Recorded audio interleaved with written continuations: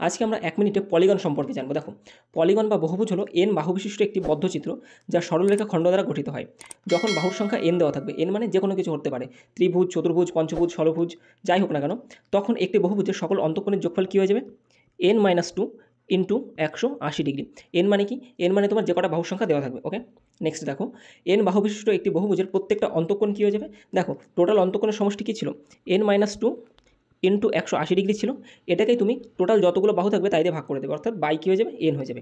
দেখো, প্রত্যেকটা বহুভুজের বহিঃকোণের যোগফল হয়ে যায় 360 ডিগ্রি। এটা একদম কনস্ট্যান্ট থাকে, যাই থাকুক না কেন, যাই বহুভুজ থাকুক না কেন, তার বহিঃকোণের যোগফল হয়ে যাবে 360 ডিগ্রি।